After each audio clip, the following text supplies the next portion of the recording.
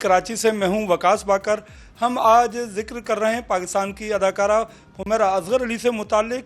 कराची की इंतहाई बर्क रफ्तार ज़िंदगी हो या फिल्म इंडस्ट्री की चकाचौंध ज़िंदगी, उस ऐसे वो इन सूरत हाल के साथ मुंसलिक हुमैरा असगर अली का जो इंतकाल है वो जिस अंदाज में हुआ वो यकीनी तौर पर माशरे के लिए एक सवालिया निशान है कि 6 महीने और जितने अभी तो इसका तयन होना बाकी है कि 6 महीने या 9 महीने इतने अरसे की पुरानी मतलब उनका इंतकाल हो चुका था और उसके बाद इस बारे में इत्तला मिली। हमारे साथ इस वक्त मारूफ है फैशन स्पेशलिस्ट जो फैशन शूट्स करते हैं, दानिश मकसूद हमारे साथ मौजूद हैं। उनसे इस केस से मुतालिक भी, हुमैरा असगर अली से मुतालिक भी जानेंगे। बहुत शुक्रिया आपने वक्त दिया। हम ये जानना चाहेंगे कि आप उनको, हुमैरा असगर अली साहिबा को कैसे जानते हैं और आपका लिंक किस तरह का था? देखिए, मैं उनसे इंट्रोड्यूस हुआ था इन 2023। At that time I was doing a PR movie और उस सिलसिले मेरी उनसे सबसे पहले बातचीत हुई और मुझे हमेशा बहुत प्रोफेशनल लगी। हमारे इवेंट पे बहुत अच्छे से वो आई थी। उसके बाद ये था कि जब उसी इवेंट में हमारी काफ़ी अच्छे से बात वगैरह हुई तो जो है अगले ही साल हमने डिसाइड किया था कि हम, क्योंकि आई ओन 2 मैगज़ीन्स एज़ वेल, तो हमने डिसाइड किया था कि हम अगले साल कुछ मैगज़ीन शूट्स पे काम हम करेंगे। पहला शूट हमने लास्ट ईयर किया था 27 फ़रवरी को। सेकंड और जो आखिरी हमारा शूट था वो हमने किया था 2 अक्टूबर 2024 को। आप इस चूँकि फिल्म, टीवी और फैशन के हवाले से वो काम करते रहे, उनके काम की नौइयत के एतबार से कि नहीं, मतलब उनका किस सतह का काम था एज़ कम्पेयर टू अदर मुसाबिकत, अगर हम दीगर के उनके हम असर फनकारों के साथ करें तो वो किस तरह आप उनको रेट करते होंगे उस वक्त? देखिए, हुमैरा के पास टैलेंट बहुत था। मुझे तो अब पता चला है कि she was a fine artist as well. NCA graduate थी वो। एनसीए की डिग्री उनके पास थी जो कि हर एक्टर के पास नहीं होती। आई थिंक हमारी इंडस्ट्री में से Ayesha Omar, Ali Zafar and Humaira I think was the third. I think औरों के पास भी होगी, but it's a rare thing to have. And काफ़ी मेहनती थी एंड अपने काम में she was very good. But unfortunately जो हमारी इंडस्ट्री जितनी जालिम है, this industry is all about class systems. A lister, B lister, has been, struggling, and ये वो अल्फाज हैं जो अनफॉर्चुनेटली मैं जब से पीआर फैशन की फील्ड में हूँ हम डेली सुनते हैं। को एक्टर से भी सुनते हैं ये चीज़ें, हम सुनते हैं क्लाइंट से भी और चैनल वालों से भी सुनते हैं जहाँ पे ड्रामे आते हैं। उसको ले लो, वो ए लिस्टर है, अच्छा ये नहीं है, उसको पीछे सेकंड लीड पे डाल दो, ओएसटी में पीछे खड़ा कर दो, टाइटल पे वो नहीं आएगी।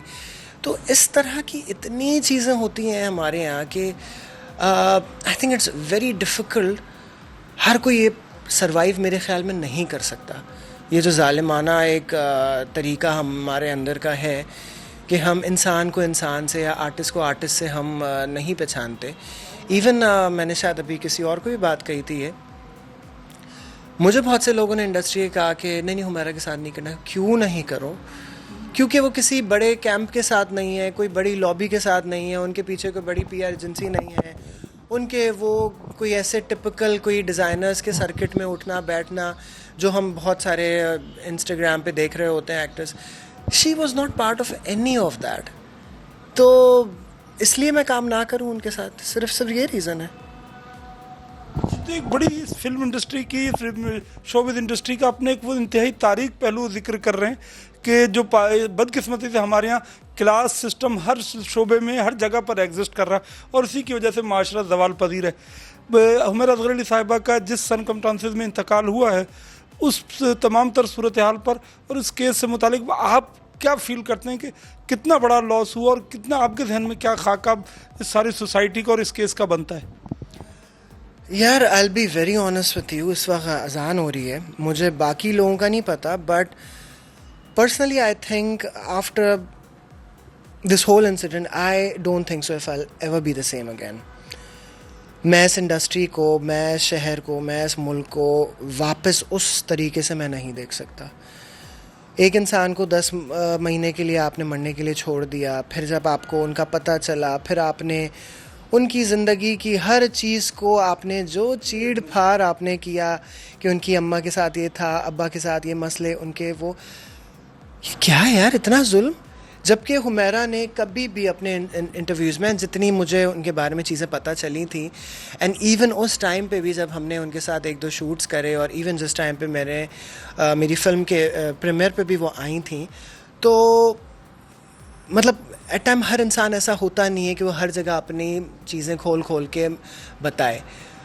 हर वक्त उनके चेहरे पे स्माइल होती थी। इवन आई डोंट नो ये चीज़ कितनों को पता है नहीं पता, लास्ट ईयर फैब के एंड से लेके या मार्च के स्टार्ट, मार्च के भी 2024 में हुमैरा को एक ड्रामे से निकाल दिया गया था, बहुत कोई छोटी सी चीज़ों की वजह से, जो बहुत पेटी चीज़ है।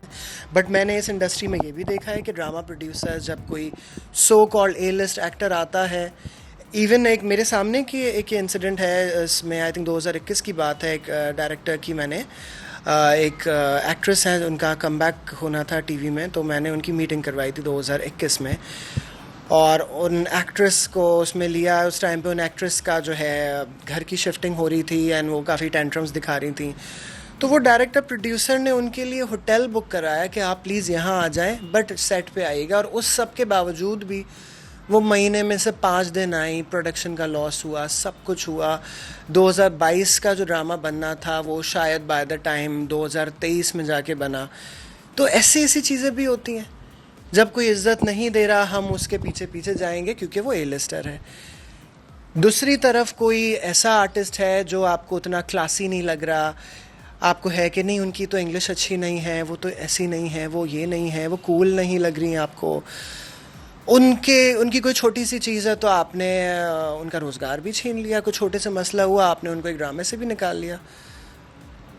दरअसल मैं असल में उस पहलू की निशानदेही करना चाहता हूँ, उसके बारे में ही जानना चाहता हूँ कि हमारी जो मद्दाह उनके होंगे लाखों में, सोशल मीडिया पर, इंस्टाग्राम, फेसबुक पर, फिल्म अपने इस शोबे से मुंसलिक सैकड़ों लोग हैं। एक इस वक्त ये अज्यूम किया जा सकता है कि 5-6 महीने पुराना उनका इंतकाल हुआ और डेथ हुई है, तो न उनके साथी फनकारों ने न सोशल मीडिया मद्दाहों ने ये मामला उठाया। आखिर आपने एक नुक्ता ज़रूर उठाया और आपकी कुछ पोस्ट मैंने देखी हैं कि आपने कहा कि वो मिसिंग हैं, ये मामला क्या है? एंड देखिए, ऑन रिकॉर्ड आई थिंक अभी बात आ चुकी है। आई थिंक इस बात में कोई दो राय नहीं है कि 5 महीने थे, 6 महीने थे, 10 महीने थे, पूरे 10 महीने। 2 अक्टूबर को हमने शूट करा, उसके बाद 3rd, 4th, 5th, 6th हमारी बात नहीं हुई क्योंकि बीच में हमारे और भी शूट्स थे। एंड शूट्स के बाद एटलीस्ट मेरी अपनी प्रैक्टिस ये है कि मैं थोड़ा सा चाहता हूँ कि लोगों को गैप दे दिया जाए, क्योंकि मेरी खुद जिस तरह की नेचर है, ये किताबें यहाँ पे आपको नज़र आएंगी, मैं इस तरह वाला इंसान हूँ। मैं जाता हूँ, शूट करके आता हूँ, मैं कहता हूँ मुझे मेरी किताबें, तो ये मेरा बिस्तर है भाई, मैंने सोना है, ठीक है, दिस इज़ अ जॉब, मेरी जॉब हो गई। मुझे ज़्यादा कोई लोगों के साथ, हर एक्टर के साथ चाय, कॉफ़ी और बिरयानी और जेंडर्स और ये this is not my cup of T. तो थोड़ा सा मेरी आदत है स्पेस देने की। तो 2 अक्टूबर को शूट था। 3rd, 4th, 5th, 6th हमने शायद उनको थोड़ा, हम भी बिज़ी थे और थोड़ा गैप बनता भी था। फ़ौरन शूट के बाद हम पिक्चर्स कौन सी करनी है करना वो नहीं सही रहता। तो आई थिंक हमने 8th को शायद उनको जब कांटेक्ट करना शुरू किया तो हमने देखा कि 7 अक्टूबर का लास्ट सीन आ रहा था। आई वाज लाइक चलो ठीक है, बच्चों को मैंने कहा कि बेटा चलो सही है, एक दिन ही हुआ है, एक दिन से 1 हफ़्ता बदल गया, फिर 2 हफ्ते हो गए, but still I was also like, क्योंकि मुझे कुछ इंडस्ट्री में काम करते 12-13 साल हो गए ना, इस पूरे टाइम पीरियड में ऐसी बहुत चीज़ें हमने इस तरह की देखी हैं। मुझे आज तक एक याद है, एक एक्टर हैं बड़े अच्छे, वो यूके में भी रहते हैं। तो एक दफ़ा मैंने उनको एक दफ़ा मैसेज मैंने किया था, and he is a very good person, तो काम के सिलसिले में किया था। तो मुझे उन्होंने रिप्लाई पूरा 1 साल बाद करा, न्यू ईयर स्टार्ट हो गया, अगले दफ़ा किया। तो उन्होंने कहा दानिश वो मेरा वर्क फ़ोन था, तो मैं बस जो है ना आ गया था, 1 साल का बस ब्रेक ले लिया था, ज़रूरी था घर का।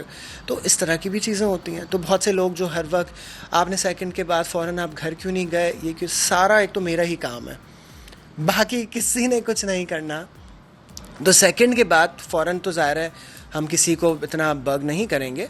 तो यही हुआ कि 1 हफ़्ता हो गया, 2 हफ्ता हो गया, मैंने कहा मैं भी शायद बिज़ी होंगे। एट टाइम इस तरह भी होता है कि आर्टिस्ट को अचानक कोई बड़ी अपॉर्चुनिटी मिली, कोई दुबई में शूट है, कोई लंदन में कोई फ़िल्म की है, बहुत दफ़ा होता है आर्टिस्ट फ़ौरन बगैर बताए चले जाते हैं, मैं बाद में 2-3 महीने बाद मैसेज आ रहा होता है कि हाँ दानिश यार मैं वो वहाँ आ गई थी और इस तरह।